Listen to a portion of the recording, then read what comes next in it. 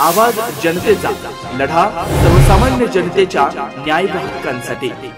Rahuri police ठाण्यात आज शनिवारी पोलीस ठाणे संबंधित नागरिकांच्या तक्रारी जाणून घेण्यात आल्या।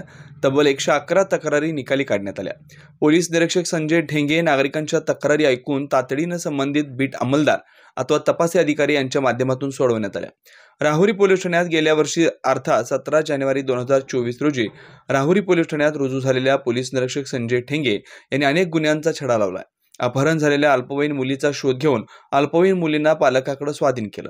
चोरीच्या गाड्या शोधण्यासाठी वाहन नंबर प्लेट तपासणी राबवण्यात आली। शेतकऱ्यांच्या वाहन नंबर प्लेट तपासणी राबवण्यात आली। शेतकऱ्यांच्या मोटारी चोरी जाण्याच्या प्रकाराला आळा घालून शेतकऱ्यांना न्याय दिला। पोलीस निरीक्षक संजय ढेंगे यांनी राहुरीत 1 वर्षाचा काळ यशस्वीरित्या पूर्ण केला आणि आज शनिवारी प्रथमच राहुरीत तक्रार निवारण दिन साजरा करून नागरिकांचे प्रश्न मार्गी लागल्याने समाधान व्यक्त करण्यात आलं। यावेळी पोलीस उपनिरीक्षक धर्मराज पाटील, चारुदत्त खोंडे आदींसह अधिकारी व पोलीस कर्मचारी उपस्थित होते। आवाज जनतेसाठी प्रतिनिधी श्रीकांत जाधव सह ऋषी राऊत। राहुरी पोलीस स्टेशनच्या वतीने आज माननीय पोलीस अधीक्षक श्री राकेश ओला साहेब, अप्पर पोलीस अधीक्षक श्री वैभव कलुवर्मे साहेब, उपविभागीय पोलीस अधिकारी श्री बसवराज शिवपूजे साहेब यांच्या मार्गदर्शनात तक्रार निवारण दिन आयोजित करण्यात आलेला होता। सदर तक्रार निवारण दिनामध्ये साधारणतः 70 ते 80 नागरिकांनी सहभाग नोंदवलेला होता आणि त्यांच्या सर्व तक्रारींचं निवारण करण्यात आलेलं आहे आणि ज्या काही तक्रारी अजूनही प्रलंबित असतील त्याचा योग्य पाठपुरावा करून त्यांचंही समाधान आम्ही करत आहोत।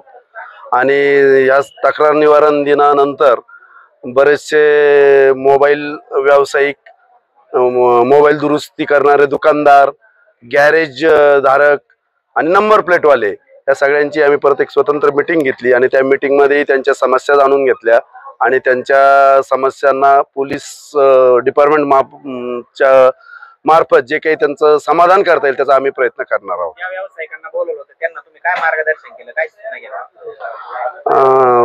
तक्रार निवारण दिनाव्यतिरिक्त आम्ही जे काही मीटिंग आयोजित केलेली होती त्याच्यामध्ये मोबाईल रिपेअरिंगच्या बाबतीत जे काही मोबाईल दुकानदार आहेत त्यांना आम्ही मार्गदर्शन केले की तुम्ही आलेल्या ग्राहकांचा मोबाईल नंबर तुमच्या रजिस्टरला मेंटेन करावं, त्याचं आधार कार्ड घ्यावं आणि ते रजिस्टर मेंटेन ठेवावं, जेणेकरून एखादा चोरीचा मोबाईल तुमच्याकडे जर आलेला असेल तर तो ट्रेस होणं सोपं जाईल आणि एखादा गुन्ह्यात जर त्या मोबाईलचा वापर झाला तर त्याचा बर्डन तुमच्यावर येणार नाही। अनुषंगाने त्यांना आम्ही तोंडी सूचना दिलेल्या आहेत आणि त्यांना आम्ही लेखी नोटीसही देत आहोत।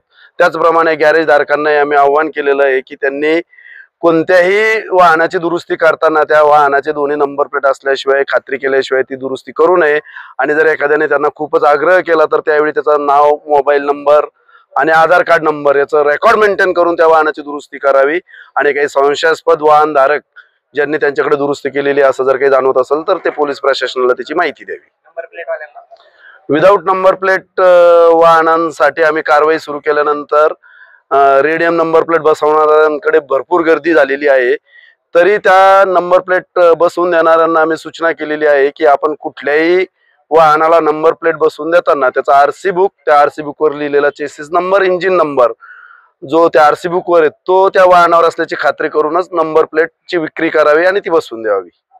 आलेल्या लोकांनी काही तुम्हाला तक्रारी केल्या आहेत की शहरामध्ये काही मोठमोठे सायलेन्सरवाल्या गाड्या ज्या आहेत त्यांच्यामुळे नागरिकांना पण त्रास होतोय आणि त्यांना पण त्रास होतोय?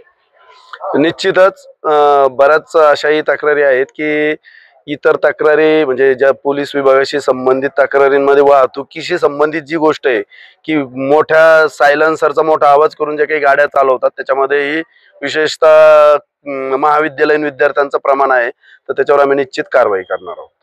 नवनवीन घडामोडी आणि सत्य बातमी पाहण्यासाठी आजच आमच्या YouTube चॅनलला सबस्क्राईब करा, शेअर करा आणि लाईक नक्की करा।